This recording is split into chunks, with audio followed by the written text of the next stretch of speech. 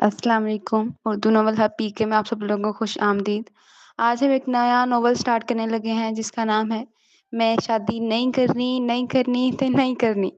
आप लोगों को जो नॉवल का नेम है ये पढ़ के ही सुन के ही समझ आ गया होगा कि नॉवल किस टाइप का है। थोड़ा-सा पंजाबी टच में है और बहुत मज़े का नॉवल है और थोड़ा-सा फ़नी भी है। उम्मीद है आप सबको पसंद आएगा। अगर पसंद आए तो अपनी राय का इज़हार कमेंट में लाज़मी कीजिएगा और चैनल को भी सब्सक्राइब कीजिएगा। चलें जी स्टार्ट करते हैं।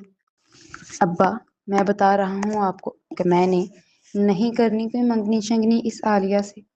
इसने 6 मिनटों में कोई 7वीं दफ़ा यही बात दोहराई, मगर अब्बा एक शाने बेनियाज़ी से हुक्का गड़गड़ा रहे थे। देखा तक नहीं, जैसे वो इनसे नहीं किसी और से बात कर रहा हो। गज़ब खुदा का, मैं मज़ाक हूँ सबका? जो काम कोई और ना करे वो मैं कर लूँ। वो तड़प-तड़प कर अपनी इस बेकदरी पर एहतजाज कर रहा था, मगर अब्बा मुग़ल-ए-आज़म की सी बेनियाज़ी दिखा रहे थे। अम्मा, मैं बता रहा हूँ आपको, मैं घर छोड़ के टुर जाना, पर मैं ये ज़्यादती नहीं बर्दाश्त करनी। अब की बात अब्बा को छोड़कर अम्मा को धमकी दी, वो भी ऐसे अनसुनी करके इसकी छोटी बहन के सर में तेल डाल रही थी, जैसे इसकी माँ को जानती तक ना हो। इसके पांचों छोटे बहन भाई घर में आस-पास खड़े इसे अदील से सुल्तान राही बना देख रहे थे, मगर हस्बे साबिक वो आदत अब्बा पे किसी बात का कोई असर न होता नजर नहीं आ रहा था।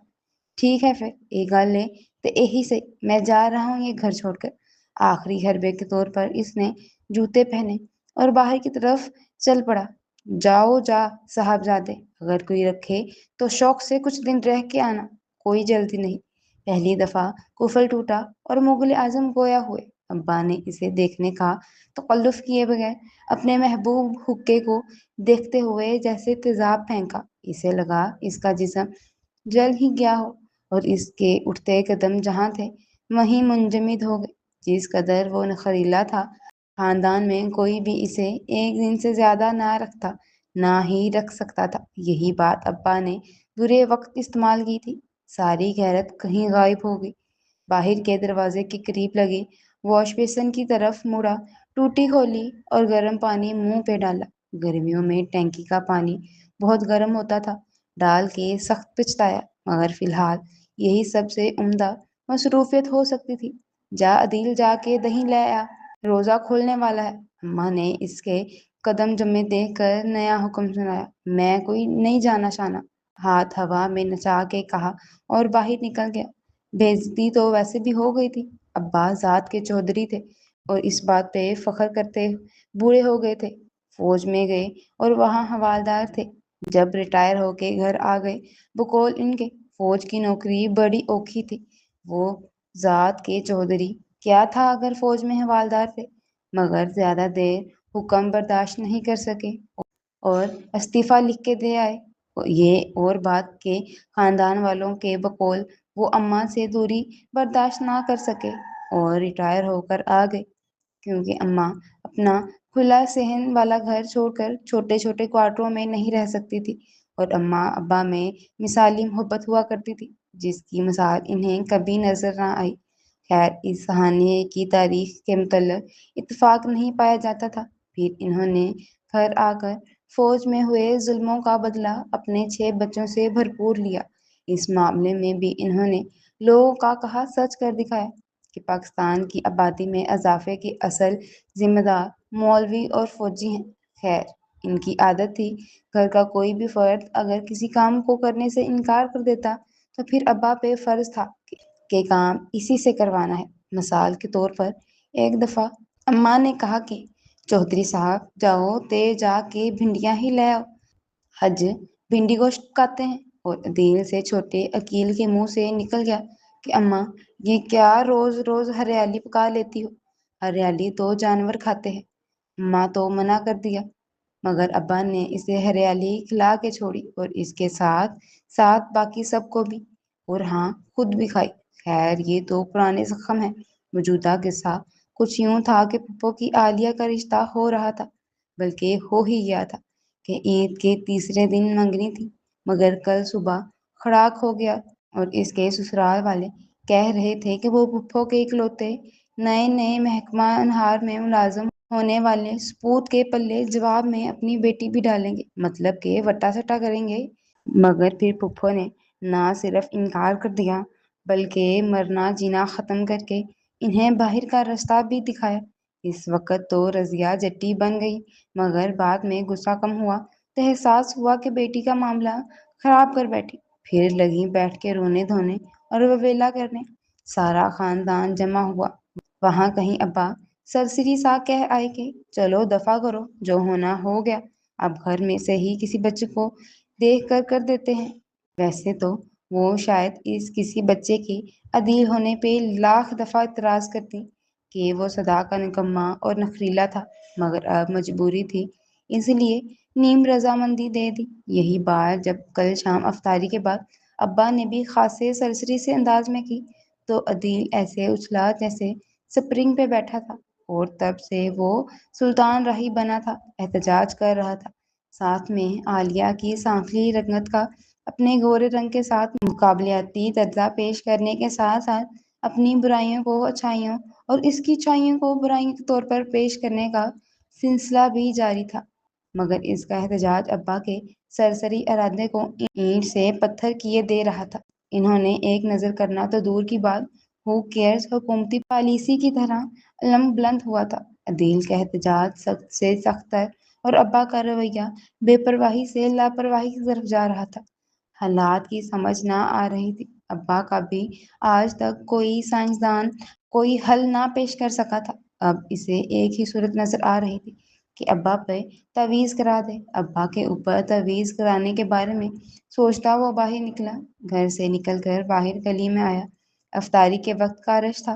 اس کے محلے کے قابل اور پابند لوگوں کو ساری خریداری آخری وقت کرنے کی عادت تھی۔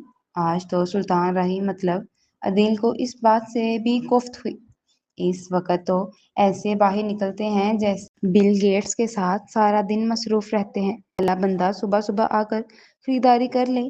سامنے سے آتے ریڑھی والے کے ریڑھی سے ٹکرا کر کپڑوں پہ لگے داغ کو صاف کرنے کی ناکام سی کوشش میں اس نے محلے والوں کو بازار میں رش کرنے پر کوسا۔ پھر سامنے والے شوکے کی دکان پر پہنچ گئے دور سے ہی اعلان کیا، میرے جائز والے نمبر پر ایزی لوٹتے کر۔ یہاں دکانیں چھوٹی چھوٹی تھیں اور دکانوں کے درمیان ایک کھلا سا میدان تھا جو عام طور پہ گندگی کا گھر ہوتا تھا، مگر آج کل احترام رمضان میں اسے صاف کرنے کی ایک خفیف سی کوشش کی گئی تھی۔ دکان کے سامنے رکھی ایک پلاسٹک کی کرسی پہ پھیل کے بیٹھا، کیڑا ایزی لوڈ؟ کوئی لوڈ شوڈ نہیں، پہلا پچھلا حساب مکاؤ تو پھر اگوں کھلاؤں۔ شوکا بھی انہی کے ساتھ پلا تھا، جانتا تھا ادھار نہیں ملنا، پھر بھی ہر 2 ہفتے بعد جنتا کے سامنے بحث کر کے اپنی زنانہ جذبات کی تسکین کرتا تھا۔ دے دیاں گا او بھی، اسی کیڑے کتے جاننے ہیں۔ انداز کو شیریں بنا کے دوستانہ انداز میں کہا، او چل چل، پتا تیرا پیدائشی کنگنا ہے تو، پیسے دینا تیرے دل میں نہیں آتا۔ وہ بھی جانتا تھا عدیل کے پاس پیسے ہوتے بھی تو اسے نکلوانا بہت مشکل تھا۔ او چل کر دے، آج ضروری کال کرنی ہے میں۔ اب تو لہجے میں امراؤ جان کا سا پیار تھا۔ او گل سن، شوکے نے اپنے کاؤنٹر پہ آگے ہو کے رازداری سے کہا۔ کی؟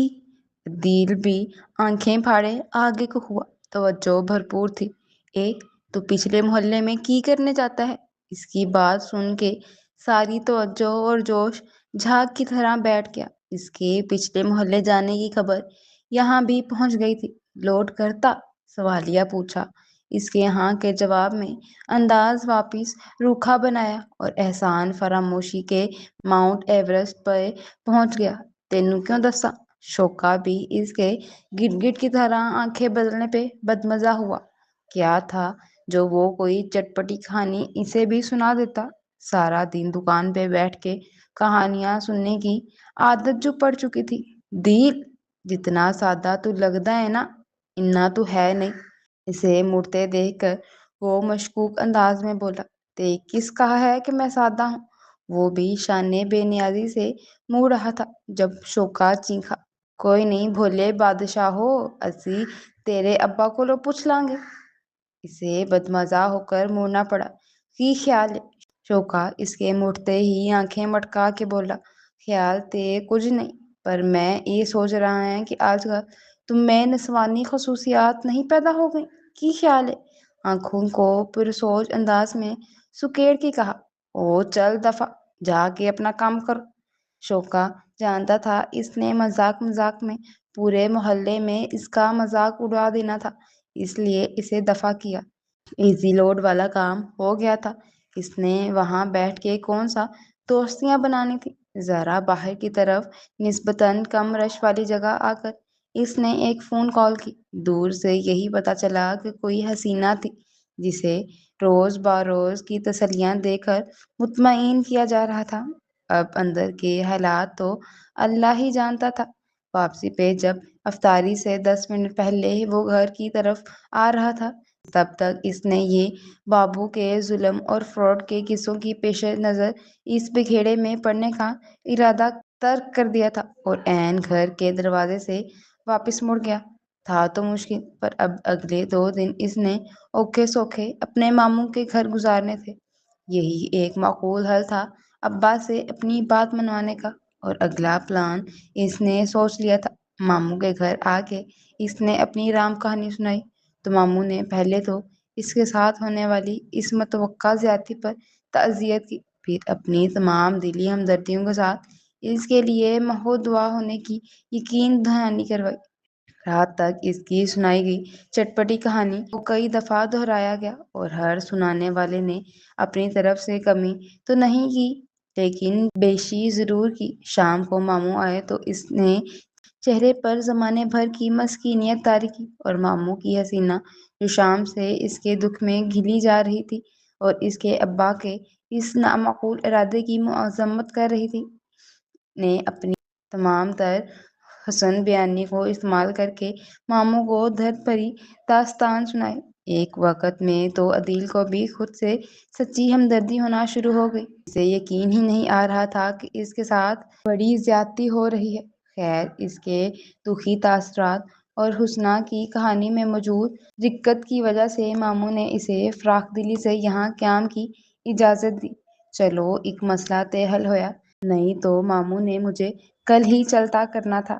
اس نے دل میں اللہ کا شکر کیا۔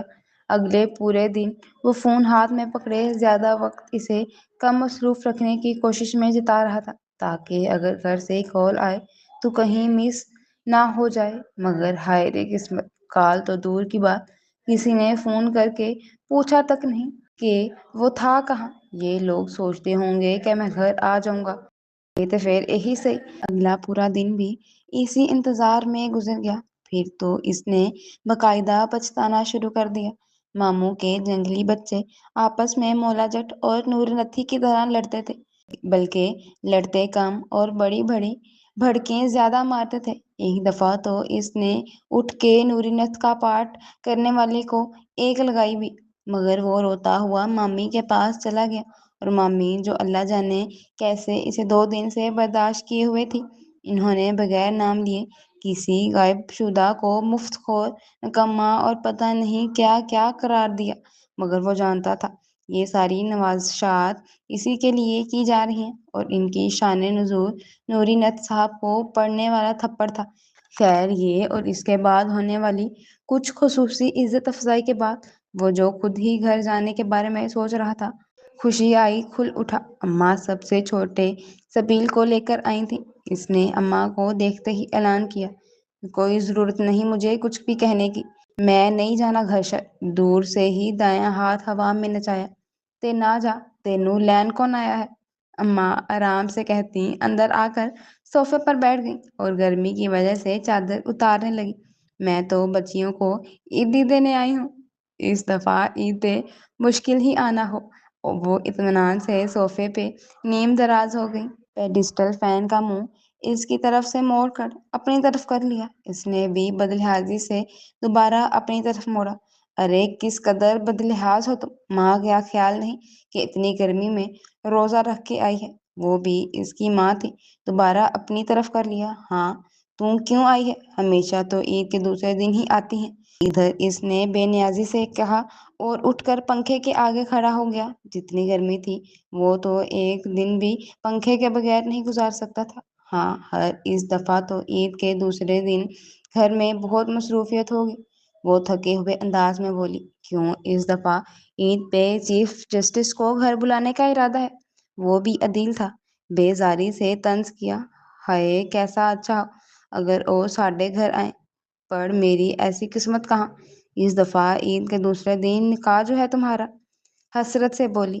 آج کل وہ چیف جسٹس کی بڑی فین تھی، شکر ہے ٹھنڈی آ ہی بھری۔ گھر نہ آنے پہ شاہ رخ خان کے فین کی طرح چیف جسٹس کو بدنام کرنے کا کوئی منصوبہ نہیں بنایا۔ خیر مگر وہ جانے اور ان کے فین۔ عدیل تو ایسا اچھلا کہ وہ فین بھی بھول گیا، جیسے صبح شے 1 منٹ دور ہونا وہ گوارا نہیں کر رہا تھا۔ کیا اماں، آپ پاگل تو نہیں ہو گئی؟ انڈین ڈراموں کی طرح جھٹکے دار کیا؟ بس بے ہوش ہو کے گرنے کی کمی رہ گئی تھی۔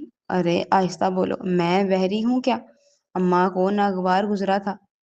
ابا میرے ساتھ ایسا نہیں کر سکتے، مجھے یقین نہیں آ رہا۔ اس نے دونوں ہاتھ سر پر رکھے۔ چل کوئی نہیں، 2 دن ہی رہ گئے ہیں، پھر آ جائے گا یقین بھی، وہ اطمینان سے بولی۔ ابا کو یہ کرنے کے لیے میری لاش پر سے گزرنا ہوگا۔ اماں کو اثر نہ ہوتے دیکھ کر اس نے سنگین دھمکی دی، مگر بے سود۔ چل کوئی نہیں، یہ بھی کر لیں گے، شان نے عارفانہ سے کہا۔ پھر شاید کہیں اے بچی کچی ممتا جاگی۔ نہ اے میرے چھلے، تجھے نہیں پتا اپنے باپ کا، الٹی مت ہے اس کی۔ جس کام سے منع کیا وہ اس نے فرض کر لینا ہے، پر تو نہیں سمجھے گا۔ اماں نے آخر میں اس کی نہ سمجھی کو کوسا تو اس کا دل چاہا کہ وہ اماں کی نہ سمجھی کو کوسے۔ ہوگا تو وہی جو میں چاہوں گا، اس نے دل میں سوچا۔ میں تو کہتی ہوں پتر چل گھر، جو ہونا تھا وہ تے ہو ہی گیا، کی ضرورت ہے در بدر پھرنے دی۔ اماں نے آخر میں رازداری سے مشورہ دیا۔ نی میں بھی دیکھنا کہ کیسے میرے بغیر نکاح پڑھاتے ہیں وہ۔ ازمش ہے بولتے ہوئے وہ ابھی کچھ دیر پہلے کا اپنا واپسی کا ارادہ بھول گیا تھا۔ تے او کون سا بڑی گل ہے، انہوں نے خود ہی تمہاری طرف سے وکیل بن کے غائبانہ نکاح پڑھا دینا۔ انہوں نے پتہ نہیں کس کی ہمدردی میں کہا۔ یقیناً اماں نے ابن اولا وقتی بلکہ بنت اعلیٰ وقتی کا مظاہرہ کر کے ابا کے ساتھ اندرون خانہ اتحاد کر لیا تھا۔ میں تو کہتی ہوں ایسے مشکوک نکاح سے بہتر ہے تو چل کے خود ہی قبول ہے کہہ دے جا کے۔ اماں نے اس کی طرف آگے جھک کر خالص بھائی لوگوں کے انداز میں آنکھ دبا کے مشورہ دیا۔ توبہ کریں، اماں کیسے بھائی لوگوں کی طرح آنکھیں مار رہی ہیں، وہ بھی اس عمر میں؟ وہ کہے بغیر نہ رہ سکا۔ 9 وری، اماں نے تجاہل عارفانہ سے کام لیتے ہوئے 9 وری کا جسچر دیا۔ معاملات توقع سے زیادہ تیزی سے گھمگیر ہوتے جا رہے تھے۔ اس نے ذہن کا گھوڑا تیزی سے دوڑایا۔ آخر اس نے معاملہ اپنے ہاتھ میں ہی رکھا تھا تو اس کے لیے سوچنا تو ضروری تھا۔ اس نے کانی آنکھ سے اماں کی طرف دیکھا۔ اماں کی وفاداریوں پہ اب بھروسہ نہیں کیا جا سکتا تھا۔ وہ مخالف پارٹی کے آگے بک گئی تھیں شاید، اور اس کے لیے اب بڑی اپوزیشن ابا تھے، تحریک انصاف سے بھی بڑی۔ اماں کی زبانی ابا کے خطرناک ارادوں کا سن کر بھلائی تو اسی میں تھی کہ وہ اماں کے ساتھ چلا جاتا۔ ویسے بھی اگر نہ جاتا تو وہ بھی 2 دن بعد خود ہی جانا تھا، لینے تو کسی نے نہیں آنا تھا۔ پھر کیا سوچا ہے تم نے؟ اماں نے کافی دیر کے بعد اسے سوچ میں غرق دیکھ کر سرسری سے انداز میں پوچھا۔ حالات کو دیکھ کر فیصلہ کیا ہے، گھر سے باہر رہنا عقل مندی کا تقاضا نہیں ہے، بلکہ ابا کے سامنے جا کر مقابلہ کرنا چاہیے۔ کیا پتہ ابا ارادہ بدل ہی دیں، اس لیے وہاں ہونا ضروری ہے۔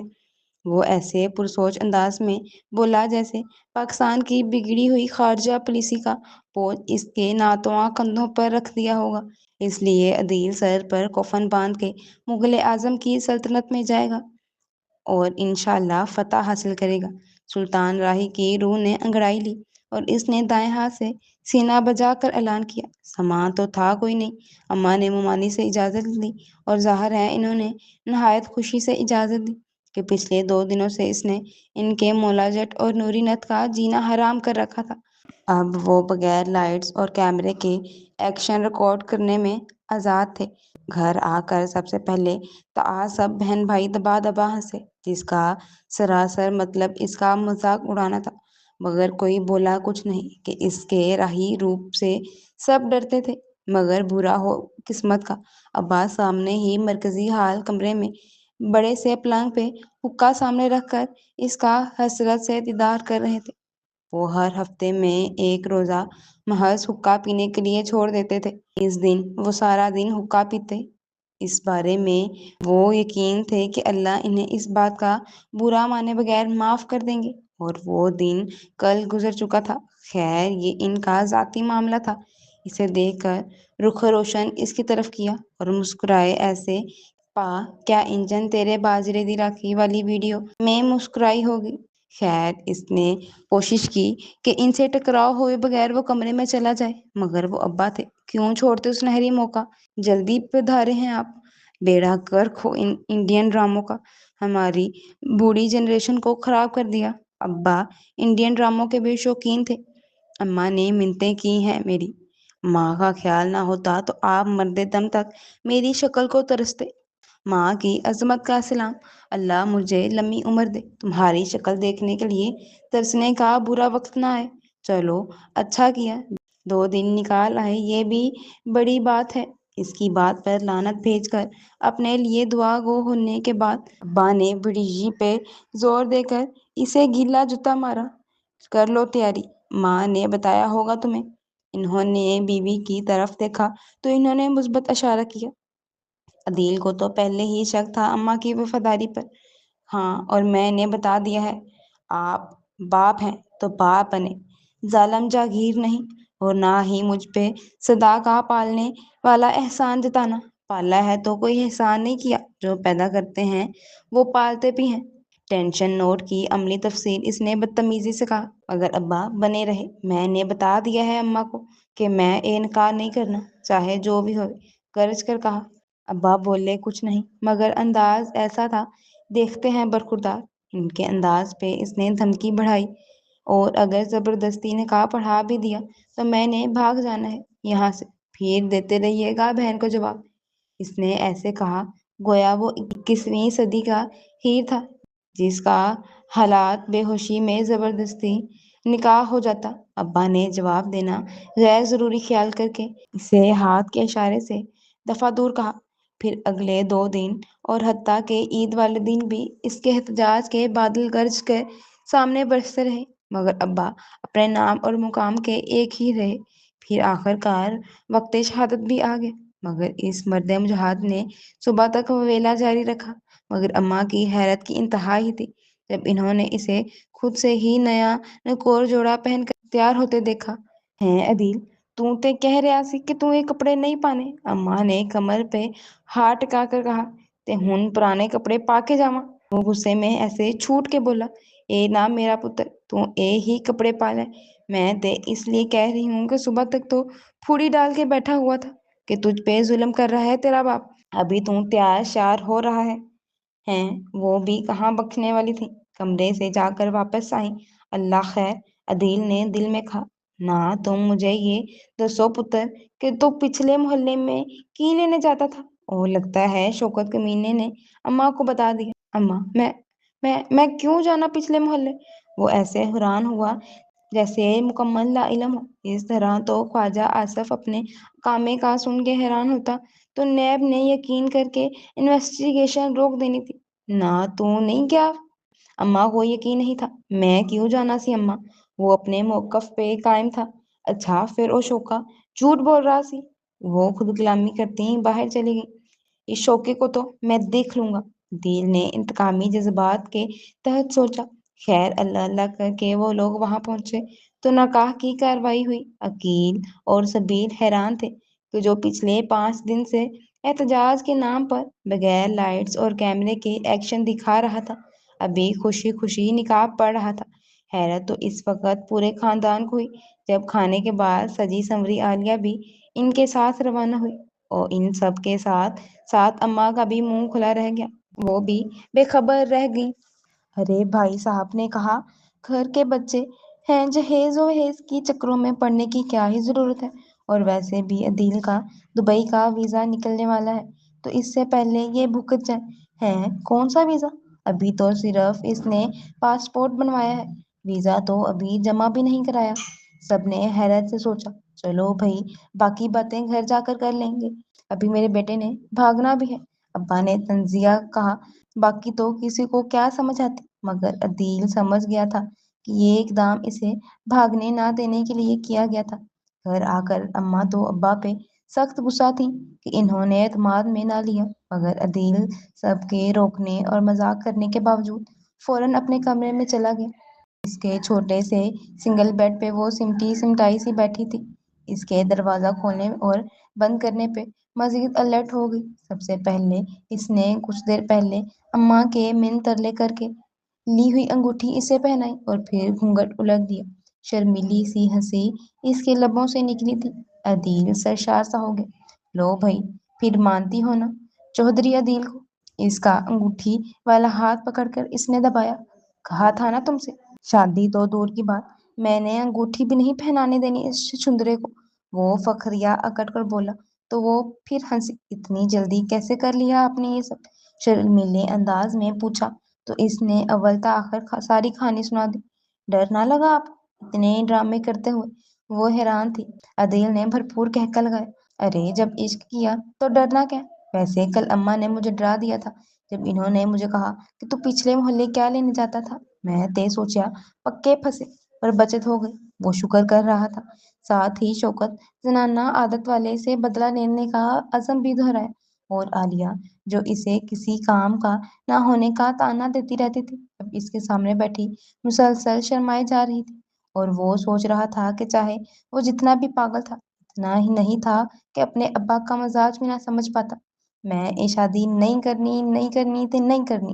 عالیہ کے سامنے بیٹھے اسے ابا کے سامنے بولا گیا اپنا ڈائلاگ یاد آیا تو اس کا کہکا نکل گیا۔ کیسے اس نے ابا کو مجبور کیا تھا، حالات ایسے بنائے کہ ابا کو لگا جو وہ کر رہا ہے وہ ان کی اپنی مرضی ہے۔ اور ویسے تو پھپھو بھی لاکھ برائیاں نکالتی اس میں، مگر اس کے انکار کٹ ڈرامے میں آ کر جو مل رہا تھا وہ غنیمت جانوں کے مطابق ہاں کر بیٹھی، ورنہ ابا کو تو شاید وہ اس سب کے بغیر بھی منا لیتا، مگر پھپھو اسے نکما، فارغ اور پتہ نہیں کیا کیا کہہ کر ریجیکٹ کرتی۔ شاباش عدیل، تم بھی بڑے اسکیمر ہو گئے ہو۔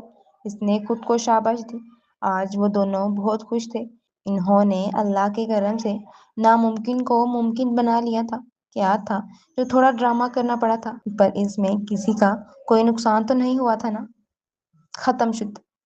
چلیں جی، یہ سٹوری ختم ہوئی، لیکن ایک بات مجھے سمجھ نہیں آئی کہ عدیل پچھلی محلے میں کیا کرنے جاتا تھا۔ یہ تو رائٹر نے ابھی کلیئر ہی نہیں کیا۔ اگر آپ لوگوں کو سمجھ آئی ہو تو کمنٹ میں لازمی اظہار کیجیے گا اپنی رائے کا۔ اوکے جی، اللہ حافظ۔